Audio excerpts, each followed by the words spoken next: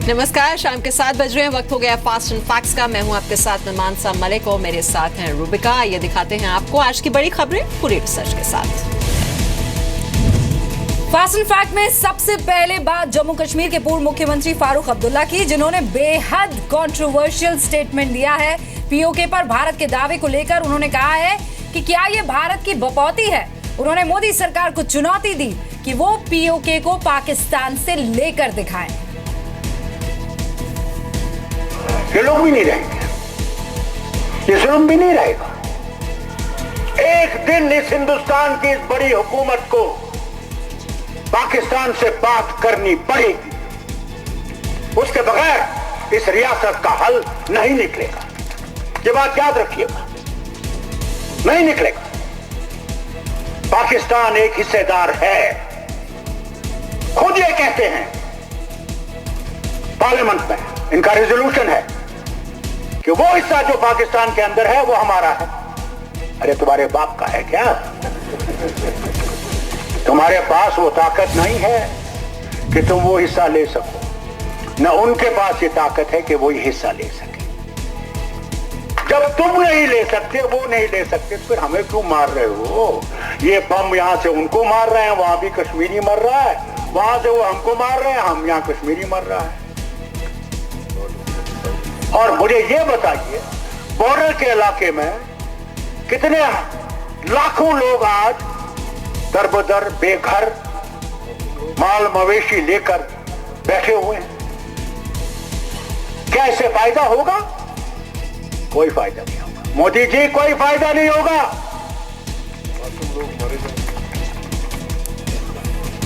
नहीं होगा। बातचीत ही एक रास्ता है। तो एक विवादित बयान दिया है पूर्व मुख्यमंत्री फारूक अब्दुल्ला ने, और इस पर बातचीत करने के लिए इस वक्त हमारे साथ जुड़ चुके हैं आरएसएन सिंह, पूर्व रॉ अधिकारी। आरएसएन सिंह साहब, आपने सुना होगा क्या बोला है फारूक अब्दुल्ला ने। भारत के पीओके पर दावे को लेकर ही उन्होंने सवाल खड़ा कर दिया है और एक तरह से तंज कसा है सरकार पर। नहीं, अगर आप कोई हिंदुस्तान में ये सोचता है कि एक पॉलिटिकल स्टेटमेंट है, या पॉलिटिकल स्टेटमेंट नहीं है।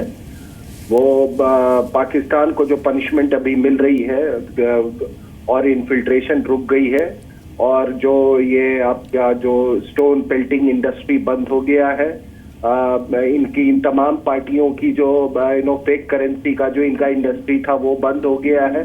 तो ये बाप और वो फादर और क्या क्या बोल रहे हैं।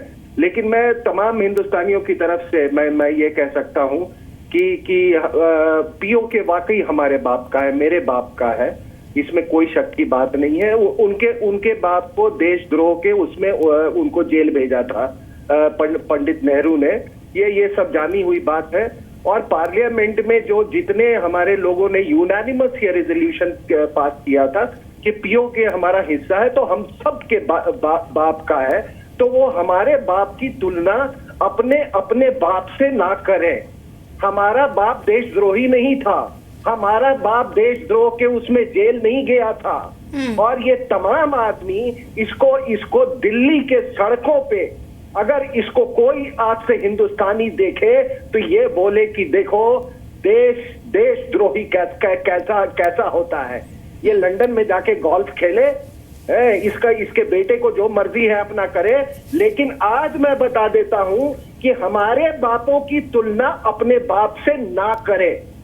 आरएसएन सिंह साहब, बहुत बहुत शुक्रिया। बहुत अरे अब हम देखो, हम बिके हुए लोग नहीं हैं। जी, वैसे फारूक अब्दुल्ला साहब इससे पहले भी कई विवादित बयान दे चुके हैं। उन्होंने ये बात भी कही थी कि एलओसी को इंटरनेशनल बॉर्डर बना दिया जाए, और लगातार वो इस तरह के कमेंट्स पीओके को लेकर देते रहे हैं। और अब बढ़ते हैं अगली खबर की ओर। माचल सेक्टर में शहीद हुए गाजीपुर के शशांक सिंह का आज अंतिम संस्कार किया गया। गाजीपुर के इस सपूत को आखिरी विदाई देने के लिए बड़ा हुजूम उमड़ा। शहीद के गांव वालों ने पाकिस्तान के खिलाफ नारेबाजी की और नवाज शरीफ का पुतला फूंका।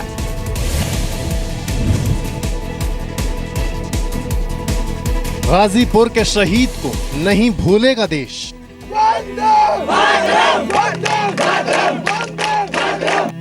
शशांक की शहादत को याद रखेगा हिंदुस्तान।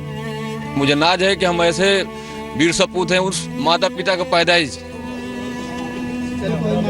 चिता के ठीक ऊपर लहराता तिरंगा बता रहा है कि ये सपूत अपना जीवन देश के नाम कर गया। माछिल सेक्टर में अपने 2 और साथियों के साथ शहीद हुए शशांक सिंह का आज गाजीपुर में अंतिम संस्कार हुआ।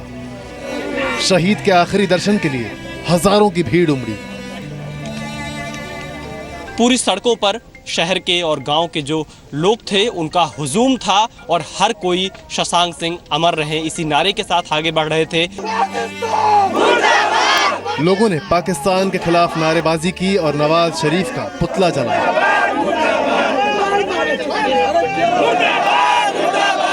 नहीं है, पाकिस्तान की इतनी हिम्मत नहीं है कि जो हमारे सामने सवार कर सके। पीठ पीछे तो कोई भी कर सकता है, जो कि हमारे भाइयों के साथ हो रहा है। 22 नवंबर को कुपवाड़ा के माछिल में पाकिस्तान ने बेहद कायराना हरकत की थी। गोलीबारी के दौरान पाकिस्तान के सैनिकों ने भारतीय सैनिकों पर घात लगाकर हमला किया था। माना जा रहा है कि पाकिस्तान की बॉर्डर एक्शन टीम ने इस बुज़दिली वाली हरकत को अंजाम दिया था। इसी हमले में राजस्थान के प्रभु सिंह और गाजीपुर के ही मनोज कुशवाहा भी शहीद हो गए थे। देते हैं सीना गर्म तोपों के दहाने पे, नज़र से जिनके बिजली कौंधती है आसमानों पर, जो आज़ादी की देवी को लहू की भेंट देते हैं। हम उनके गीत गाते हैं, हम उनके गीत गाते हैं और उन शहीदों के गीत हिंदुस्तान हमेशा गाता रहेगा। स्थानीय विधायक ने प्रशासन से कहा है कि वो गांव का नाम नसीरुद्दीन से बदलकर शशांक के नाम पर रखें। शहीद की याद में गाजीपुर में स्टेडियम बनाने की मांग भी की गई है। जो पिछड़ा हुआ इलाका है नसीरुद्दीनपुर गांव, जहां का हमारा जाबाज सिपाही शशांक सिंह शहीद हुए हैं, हम मांग करते हैं कि उनके नाम पे हमारे क्षेत्र में एक स्टेडियम बनाया जाए, जिससे कि हमारे नौजवान प्रेरित होकर देश की रक्षा के लिए। कल जोधपुर के शेरगढ़ में शहीद प्रभु सिंह के पैतृक गांव खिरजा खास में पूरे राजकीय सम्मान के साथ शहीद प्रभु सिंह का अंतिम संस्कार किया गया था।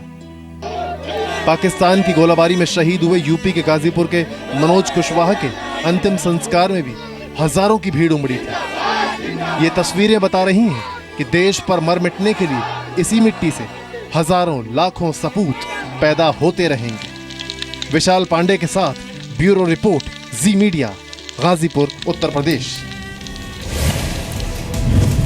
यूपी सरकार ने शहीद शशांक के परिवार को 25 लाख रुपए का मुआवजा देने का ऐलान किया है। उधर जम्मू कश्मीर के बांदीपुरा में आज सुरक्षा बलों ने एनकाउंटर में 2 आतंकियों को मार गिराया है। सेना का एक जवान भी शहीद हो गया। उत्तरी कश्मीर के बांदीपुरा में तलाशी अभियान के दौरान सुरक्षा बलों और आतंकियों की मुठभेड़ हुई। मुठभेड़ में 2 आतंकी मार गिराए गए।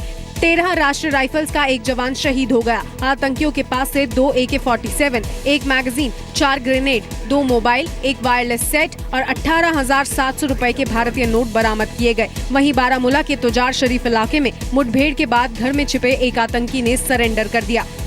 वहीं कुलगाम में आतंकियों ने पेट्रोल पार्टी पर हमला बोल दिया। हमले में 2 पुलिस वालों की मौत हो गई। एक जख्मी पुलिसकर्मी को श्रीनगर रेफर किया गया है। सेना लगातार लगी है और उसमें ये पहली बार नहीं मारे गए, बल्कि इस तरह की मुठभेड़ें या इस तरह उनकी काफ़ी आतंकवादियों मारे भी गए हैं। 8 जुलाई को सुरक्षा बलों ने हिजबुल मुजाहिदीन के आतंकी बुरहान वानी को एनकाउंटर में मार गिराया था। जुलाई से अब तक के बाद से 54 आतंकी मारे जा चुके हैं, जबकि 1 जनवरी 2016 से 22 नवंबर तक घुसपैठ की 201 बार कोशिश हुई है। बारामूला के इसी इलाके में कुछ हफ्तों पहले लश्कर ए तैयबा के आतंकी उमर ने भी सरेंडर किया था। पीएम मोदी आज 2 जगह नोट बैन के मुद्दे पर बोले। कहा, जिन्हें तैयारी का मौका नहीं मिला, फैसले से उन्हीं लोगों को परेशानी हुई। पीएम मोदी संविधान दिवस के एक दिन पहले आयोजित एक प्रोग्राम में शामिल हुए। इस मौके पर उन्होंने बिना नाम लिए पूर्व प्रधानमंत्री मनमोहन सिंह को करारा जवाब दिया। ऐसे लोगों की पीड़ा इस बात की है कि सरकार ने किसी को तैयारी करने का समय नहीं। अगर उनको एक 72 घंटे भी तैयारी करने के लिए मिल जाते हैं तो वाह वाह, मोदी जैसा कोई नहीं। हर किसी को उसके पैसों का हक है। जरूरी नहीं कि हर बार नोट हाथ में हो तभी उपयोग हो। आज व्यवस्थाएं बहुत उपलब्ध है। आप अपने मोबाइल फोन से भी अपने सारे रुपये जहां खर्च कर रहे हो कर सकते हो। इसके बाद पीएम मोदी ने पंजाब के भटिंडा में लोगों को संबोधित करते हुए भी नोट बैन का मुद्दा उठाया। करोड़ों करोड़ों देशवासियों का शुक्र गुजारने के लिए मेरे शब्द भी कम पड़ जाते हैं। इतना आपने कष्ट झेलने के बाद भी इस अच्छे काम के साथ आप खड़े रहे। आपके मोबाइल फोन को आप अपनी खुद की बैंक बना सकते हो। आपके मोबाइल फोन को आप अपना बटवा बना सकते हो। 8 नवंबर को पीएम मोदी ने 500 और 1000 के नोट बैन किए जाने का ऐलान किया था। कल पूर्व प्रधानमंत्री डॉक्टर मनमोहन सिंह ने राज्यसभा में सरकार के फैसले पर सवाल उठाए थे। डॉक्टर मनमोहन सिंह ने आरोप लगाया था कि सरकार ने बिना तैयारी के फैसला लागू कर दिया।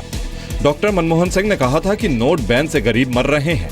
मनमोहन सिंह ने यह भी कहा था कि इस फैसले से कृषि और छोटे उद्योगों के विकास पर बुरा असर पड़ेगा। पीएम मोदी ने लोगों से कैश की बजाय डिजिटल और प्लास्टिक मनी के इस्तेमाल पर जोर दिया। संसद के शीतकालीन सत्र के 8वें दिन भी दोनों सदनों में कोई कामकाज नहीं हो पाया। पीएम मोदी के संसद के दोनों सदनों के बाहर नोट बैन पर बयान देने से विपक्ष नाराज था। गुलाम नबी आजाद ने नोट बैन को लेकर पीएम की ओर से दिए गए बयान पर माफी की मांग की। जब वो विपक्ष पर आरोप लगाएंगे तो विपक्ष के एमपी चुप रहेंगे। ये कैसा तर्क आप देते हैं कि बाहर उन्होंने विपक्ष पर कुछ कहा और सदन में उस सदन उसका नोटिस नहीं देगा। ये तो मैं पहली दफा सुन रहा हूँ। मनी वालों को फेवर करते हैं, इसलिए माननीय प्रधानमंत्री ने विपक्ष का एमपीज का अपमान किया है। माफी मांग। आपने देखा हंसी आ रही थी, फिर कितनी बार 3-4 बार रोना आया है। हाउस में आइए और फिर देखिए क्या होता है। कौन सा इमोशन दिखाई देगा आपको मोदी जी पे। आदरणीय प्रधानमंत्री जी को इतना अधिकार तो है कि वो कहाँ क्या बोले, और किसी पुस्तक के विमोचन के कार्यक्रम में जो वो बोलते हैं उसके लिए माफी मांगने की बात का कोई तुक ही नहीं बनता। बीएसपी अध्यक्ष मायावती ने कहा कि नोट बैन का फैसला अगर राजनीति से प्रेरित नहीं है तो पीएम संसद में क्यों नहीं बयान दे रहे हैं। जेडीयू नेता शरद यादव ने पीएम मोदी से विपक्ष पर काले धन के समर्थन का आरोप लगाने के लिए माफी मांगने को कहा। वित्त राज्य मंत्री अर्जुन राम मेघवाल ने कहा कि पीएम मोदी का निशाना विपक्ष पर नहीं काला धन रखने पर था। लोकसभा कार्रवाई के दौरान एक शख्स ने विजिटर्स गैलरी से कूदने की भी कोशिश की, हालांकि सिक्योरिटी ने वक्त रहते उसे रोक दिया।